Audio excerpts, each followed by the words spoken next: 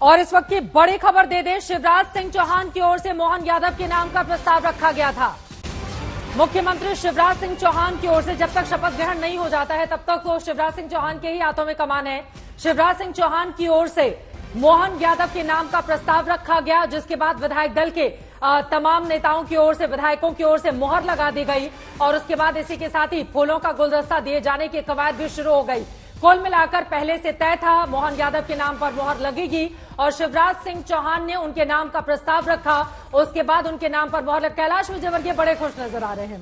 कैलाश विजयवर्गीय बिल्कुल फूलों का गुलदस्ता देने के साथ ही खूब देर तक हाथ मिलाकर और यहाँ पर एक एक करके बाकी के भी चेहरे खिले हुए हैं, सभी उनको फूलों का गुलदस्ता देकर आशीर्वाद देते हुए शिवराज सिंह चौहान यहाँ पर दिखाई दे रहे हैं। तमाम हमारे सहयोगी इस वक्त जुड़े हुए अलग अलग हिस्सों से, खास मेहमान भी हमारे साथ जुड़ चुके हैं। उनका तारुफ कराते हुए चर्चा की शुरुआत करेंगे। प्रेम शुक्ला जी, राष्ट्रीय प्रवक्ता भारतीय जनता पार्टी के हमारे साथ है। वरुण पुरोहित जी, पॉलिटिकल एनालिस्ट हमारे साथ जुड़ चुके हैं। आशुतोष जी हमारे साथ जुड़े हुए हैं, राजनीतिक विश्लेषक। विनोद अग्निहोत्री जी स्टूडियो में हमारे साथ सीनियर जर्नलिस्ट मौजूद है। Dhirendra Kumar ji spokes person LJP के हमारे साथ हैं। प्रेम शुक्ला जी, आप लोगों ने तो चौंका दिया, दूर दूर तक किसी को कल्पना भी नहीं थी इस नाम की। प्रेम जी भी चौंक गए होंगे। प्रेम जी भी चौंक गए होंगे। क्यों रखा गया इस नाम को आगे? सबसे पहले आदरणीय मोहन यादव जी को ढेर सारी शुभकामनाएं दूंगा, बधाई दूंगा।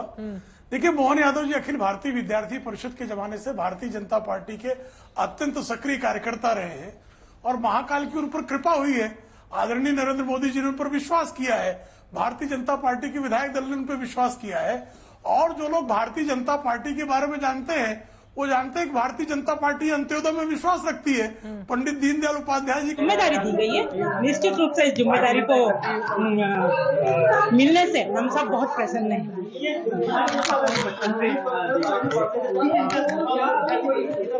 विद्यार्थी परिषद से ही राष्ट्रीय स्तर तक काम किया है। उनकी गुड़िया बहुत छोटी थी, इतनी बड़ी गुड़िया, उनकी बेटी का बालक है, वो बेटी बहुत इतनी बड़ी थी तब शिवा भैया विधायक हुआ करते थे। उन्होंने कहा, मोहन तेरी गुड़िया घुटने चलती है कि नहीं चलती है? तो भैया बोले, भैया मैं जब निकलता हूँ घर से वो सोई रहती है, मैं पहुँचता हूँ तब वो सोई रहती है, तो मैं घर पहुँच के देख के बताऊंगा। ऐसी बिना किसी पद पे रहे भी वो इतने ये मैं अरे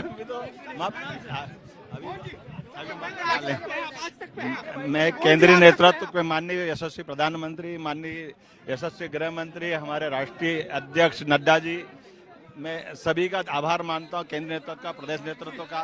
तो मोहन जी शिवराज सिंह चौहान, माननीय मुख्यमंत्री शिवराज सिंह जी चौहान से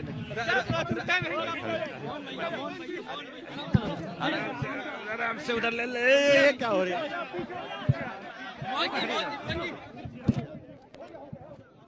नए मुख्यमंत्री का अब जितने भी पत्रकार वहां पर हैं इंटरव्यू लेने की कोशिश करेंगे, उनके लिए अब अगले 1-1.5 हफ्ते बहुत मुश्किलों भरे रहने वाले हैं।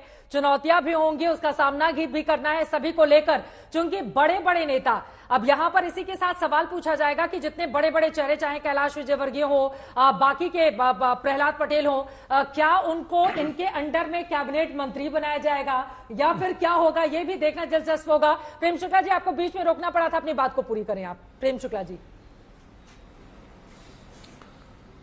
देखिए, भारतीय जनता पार्टी में हर कार्यकर्ता को न्याय मिलता है।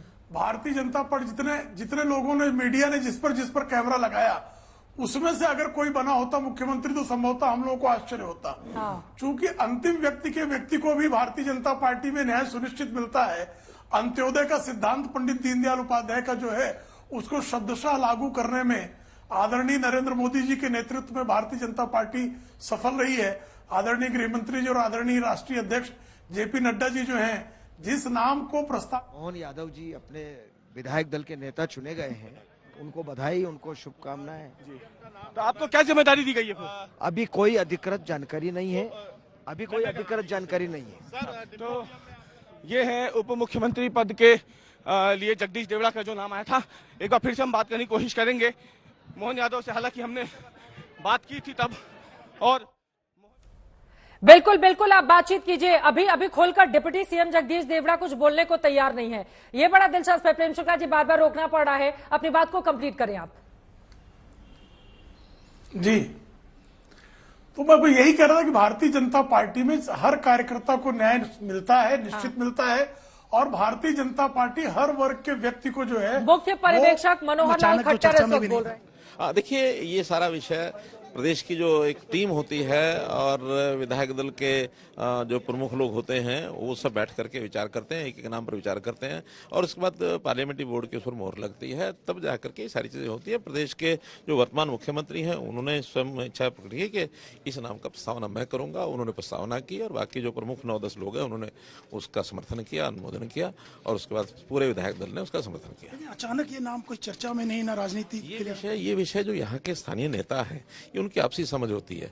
इस विषय में हमारा पर्यवेक्षक के नाते कोई रोल नहीं होता है। पर्यवेक्षक तो ये है सब मिलकर के जिसका भी चयन करे मिलकर चयन कर ले। आलाकमान की क्या भूमिका थी इसमें? इसमें जब ये नाम कोई जाता है तो उसके ऊपर वहाँ के लोग चर्चा करते हैं, उसके ऊपर मोहर लगाते हैं, उन्होंने मोहर लगाई और घोषणा हो गई। तो कैसे रहेंगे आगे की 2024 की राजनीति को देखते हुए मोहन यादव जी?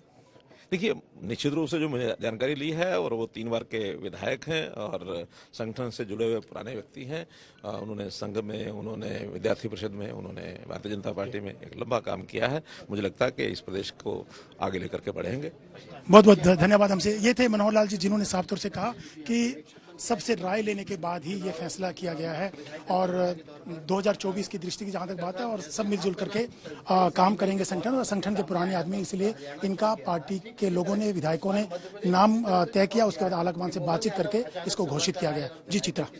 बिल्कुल, ये अहम जानकारी और यकीनन अब इसके जरिए एक नई तरह की पॉलिटिक्स भी शुरू हो जाएगी मध्य प्रदेश में, चूंकि नया चेहरा टॉप टू बॉटम सब कुछ चेंज कर दिया गया है। बिल्कुल नया चेहरा मुख्यमंत्री के तौर पर डिप्टी सीएम जिन 2 लोगों को बनाया गया है उनका भी अंदाजा उनके नाम को लेकर किसी का नहीं था। राजेंद्र शुक्ला की बात करें, रीवा से विधायक शिवराज सिंह, उमा भारती, बाबूलाल गौर कैबिनेट में पूर्व मंत्री रह चुके हैं, कई महत्वपूर्ण विभाग संभाल चुके हैं और आपको यह भी बताते चले कि जनसंपर्क, लोक स्वास्थ्य, यांत्रिकी, ऊर्जा, खनिज, नवकरणीय, आवास और पर्यावरण, प्रवासी भारतीय, कद्दावर ब्राह्मण चेहरा है राजेंद्र शुक्ला, जिसको डिप्टी सीएम की जिम्मेदारी सौंपी गई है। विंध्य क्षेत्र से वो आते हैं और आपको बताते चले जो विंध्य क्षेत्र है यकीनन उत्तर प्रदेश पर भी उसका काफी ज्यादा असर पड़ता है, तो इसके जरिए ब्राह्मण अपर कास्ट को भी साधने की कोशिश है। मुझे लगता है बाकी विंध्य क्षेत्र में सबसे ज्यादा ब्राह्मणों की आबादी है। हाँ, 30%, 32% के आसपास समान आबादी जिसमें ब्राह्मण बहुतायत में, और इसी वजह से इनको डिप्टी सीएम बनाकर, और राजेंद्र शुक्ला को चुनाव के 4-3 महीने पहले मंत्री बनाया गया था, बीच में इनको मंत्री नहीं बनाया गया था जब दोबारा सरकार बनी है मध्य प्रदेश में। तो जब इनकी जरूरत महसूस की गई कि वाकई इनके बिना विंध्य में पार लगना मुश्किल है, हाँ। तब 3-4 महीने पहले जो मतलब बहुत ज्यादा ओबीसी की पॉलिटिक्स चल रही थी, हाँ। अपर कास्ट को किनारे किया जा रहा था, फिर इनको लेकर आया गया चुनावी मैदान में। मुझे लग रहा है आशुतोष जी, ये जो नाम सामने आए हैं, क्या तीनों नाम चौंकाते हैं? मुस्कुरा रहे हैं इसमें निसंदेह कुछ भी कहने की जरूरत है नहीं। और मुझे लगता है कि कुछ दिनों पहले की बात है, हम और विनोद जी एक ही टीवी चैनल पर थे, तब ये सवाल पूछा गया भाई कौन मुख्यमंत्री बनेगा। उस वक्त भी मैंने कहा कि सिर्फ एक ही शख्स को मालूम है अगला मुख्यमंत्री कौन बनेगा, बाकी किसी को मालूम नहीं, सब लोग काइट फ्लाइंग कर रहे हैं। और बिल्कुल एग्जैक्टली वही हुआ। लेकिन ये कोई नई बात नहीं नरेंद्र मोदी जी के लिए। अगर आप ध्यान से देखिए तो बहुत सारे लोगों को शायद याद नहीं होगा कि बिहार में जब जनता दल यूनाइटेड और बीजेपी की सरकार बनी थी और उसमें जो 2 उप मुख्यमंत्री बने थे, उनमें एक तारकिशोर प्रसाद थे और रेणु देवी थी। बिल्कुल। जबकि उसके पहले सुशील मोदी उप मुख्यमंत्री थे और लंबे समय तक उप मुख्यमंत्री थे। उस वक्त भी बिहार के अंदर किसी ने, बिहार की बीजेपी में भी किसी ने सोचा था कि तारकिशोर प्रसाद और रेणु देवी मुख्यमंत्री बनेंगे। इसी तरीके उत्तराखंड के अंदर जब सवाल खड़ा हुआ कि कौन मुख्यमंत्री बनेगा, तो उस वक्त पुष्कर सिंह धामी का नाम अचानक सामने आया था और वो मुख्यमंत्री बने थे। गुजरात में भी अगर आप देखें भूपेन्द्र पटेल इसी तरीके से मुख्यमंत्री बने थे। बहुत शायद विनोद जी को याद होगा कि हिमाचल प्रदेश में जब भारतीय जनता पार्टी जीती थी उस वक्त भी बिल्कुल नए चेहरे को मुख्यमंत्री बनाया गया था। तो ये नरेंद्र मोदी और अमित शाह की अपनी स्टाइल है और मुझे लगता है कि उनको जो ये मालूम है कि अब भारतीय जनता पार्टी के अंदर एक नई पीढ़ी को मौका देने का वक्त आ गया है। जो पुरानी पीढ़ी के लोग थे या तो वो नई पीढ़ी के लिए रास्ता खाली करें, हाँ। या फिर वो कोई दूसरी बड़ी जिम्मेदारियां ले। फिर तो राजस्थान के लिए भी संकेत मिल गए, आपकी बातों से हम चर्चा में आगे बढ़ेंगे। लेकिन मोहन यादव नए नवेले मुख्यमंत्री जिनको अभी अभी अनाउंस किया गया है, सबसे पहले आज तक ने जब उनसे बातचीत की, क्या उनकी ओर से कहा गया है, सुनते हैं।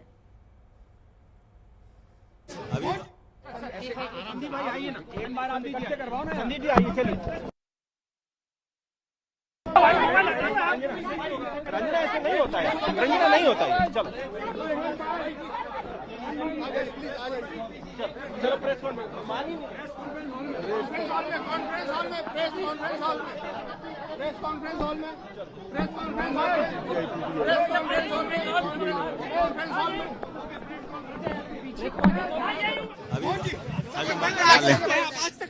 मैं केंद्रीय नेतृत्व पे माननीय यशस्वी प्रधानमंत्री, माननीय यशस्वी गृह मंत्री, हमारे राष्ट्रीय अध्यक्ष नड्डा जी, मैं सभी का आभार मानता हूं, केंद्रीय नेतृत्व का, प्रदेश नेतृत्व का। तो मोहन जी शिवराज सिंह चौहान, माननीय मुख्यमंत्री शिवराज सिंह जी चौहान से पूछेंगे ही शिवराज सिंह चौहान के बारे में, तो उनका भी आभार जताते हुए नए मुख्यमंत्री शपथ ग्रहण समारोह अब कब होगा उसका हमें बेसब्री से इंतजार है। वरुण पुरोहित जी, बाकी लोगों की भी जल्दी जल्दी टिप्पणी ले लेती हूं। वरुण पुरोहित जी, अब तो आप जिस राजस्थान से आते हैं, माना जा सकता है छत्तीसगढ़ और मध्य प्रदेश के नए चेहरों को देखकर कि वहां पर भी कोई नया चेहरा ही देगी बीजेपी।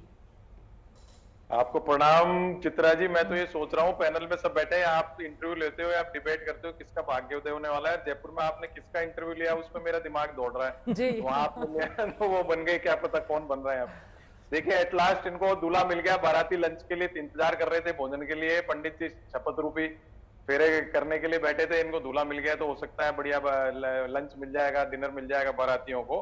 ये पॉलिटिकल सर्जिकल स्ट्राइक जो किए अमित शाह जी ने, मोदी जी ने, जिसने भी ये तो कहेंगे डेमोक्रेटिक है, लेकिन वो ठीक है, अच्छी बात है। कम से कम 8 दिन से जो लोकतंत्र का उपवास हो रहा था, कम से कम सर्जिकल स्ट्राइक कैसे हुआ? ये लोकतांत्रिक तरीके से चुने गए मुख्यमंत्री। मैंने ये तो कहा पॉलिटिकल सर्जिकल स्ट्राइक, इतने दिन से इंतजार कर रहे थे। शिवराज चौहान के लिए बोल रहे कोई किसका कयास रखे, तो अचानक से जो सरप्राइज वर्ड है, आप सरप्राइज वर्ड का प्रयोग कर रहे हो, मैं इसका इस्तेमाल कर रहा हूँ, बस ये फर्क है। मैं और दूसरा सबसे बढ़िया जो अच्छी बात है, कम से कम इन्होंने जो ब्राह्मणों की उपेक्षा हो रही थी इतने सालों से सभी पार्टियों में, वो छत्तीसगढ़ में भी और मध्य प्रदेश में ब्राह्मण उप मुख्यमंत्री बनाया। तो उससे देखिए ब्राह्मण जो है पॉलिटिकल सिस्टम को, इंडिया के पॉलिटिकल सिस्टम को हजारों साल से एक नई चेतना देते हैं और बिगड़ किसी लालच के देते हैं। अब आप अपनी अलग ही पॉलिटिक्स यहाँ पर शुरू कर दिए। सपोर्ट करते हैं आप कांग्रेस को, लेकिन आप अब यहाँ पर बीजेपी की वाहवाही कर रहे हैं क्योंकि उसने ब्राह्मण डिप्टी सीएम दोनों जगहों पर बना दिया है। जी हाँ, देखिए राजस्थान की जहां तक बात है, राजस्थान में भी जैसा आप मैंने कहा, आपने किसका इंटरव्यू लिया, आपको ध्यान होगा कोई ना कोई ऐसा ही आएगा चौंकाने वाला चेहरा। तो वसुंधरा जी को अगर बनाना होता तो 8 दिन वेट नहीं करते, पहले बना देते। एक जो चीज है, वो जो एक अच्छी चीज है, उसका क्रिटिसिज्म भी है, लेकिन अच्छी पॉजिटिव चीज ये है कि चेंजेस कर रहे हैं। जो ठेकेदारी व्यवस्था हो गई थी कि 20 साल तक मैं ही मुख्यमंत्री रहूंगा, 20 साल तक मैं ही मंत्री रहूंगा, उसमें थोड़ा बदलाव आया है। पर देखना यह कि मार्गदर्शक मंडल में किस किस को भेजेंगे। तो खुद भी अब 75 साल के होने जा रहे हैं, 24 के चुनाव के बाद खुद जाएंगे कि नहीं जाएंगे, या कोई जड़ी बूटी खुद ने ऐसी रख रखी है, खुद तो रहेंगे। मुझे लगता है इस तरह की टिप्पणी से बचना चाहिए पुरोहित साहब।